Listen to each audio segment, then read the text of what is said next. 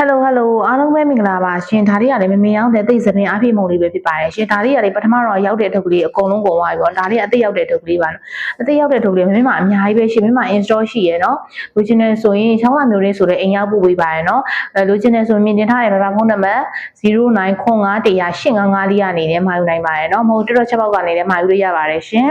မင်းမ install အများကြီးရှိပါတယ်မင်းမ install အများကြီးရှိရယ်လိုချင်တယ်ဆိုရင်လာမှာလို့ရပါတယ်သူကလည်းစပင်ကျွတ်တဲ့သူတွေဆိုအရန်ကောင်းတယ်နော်ဒါလေးတွေသုံးဖို့သုံးကြီးတွေအစားနောက်မှလည်းအကုန်ရေးထားကိုနဲ့ဘယ်လိုလေးအဆင်ပြေလဲကိုကစီနဲ့အဆင်ပြေရလားဒီတိုင်း hair tone နေနဲ့စပင်ကိုဖြန်းတာအဆင်ပြေရလားပေါ့နော်ဒီရဲ့ကျန်တဲ့အမုံလေးကိုမှာပေါ့ hair mask နေနဲ့လည်းသုံးလို့ရပါတယ်နော်သူကသုံးဖို့သုံးကြီးတွေအကုန်လုံးရေးထားပါမသိဘူးဆိုလည်းမမေကိုလာမေးလို့ရပါမေမေကိုယ်တိုင်စိတ်ရှိလဲရှိနေကိုရေးပြပါမယ်နော်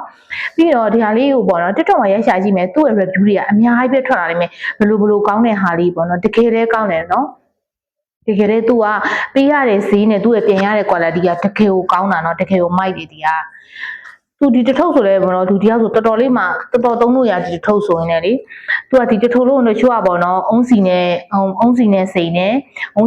ပြီးတော့သူက3ခါလောက်ထိပြန်သုံးလို့ရတယ်3ခါလောက်ထိပြန်သုံးစီအကြောင်းမပြောင်းသွားဘူးပြောင်းသွားတဲ့အထိပေါ့နော်စီကြောင်ပြောင်းသွားရဆိုတော့မသုံးနဲ့တော့ပေါ့နော်3ခါလောက်ထိသုံးလို့ရပါတယ်အဲအမုံတွေကိုစီလေးထည့်လိုက်ကုံဝိုင်းဆိုစီထက်ထည့်လိုက်အဲ့လိုမျိုးလေးနဲ့သုံးလို့ရပါတယ်ရှင်းတာလေးက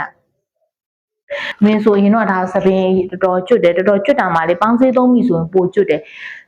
အခုကတော့တော်တော်လေးမှအကျွတ်တက်တာသွားတာနော်တော်တော်အကျွတ်တက်တာသွားတယ်တော်တော်လေးစိတ်ချမ်းသာသွားတယ်စပင်ကျွတ်တက်တာသွားတာလေ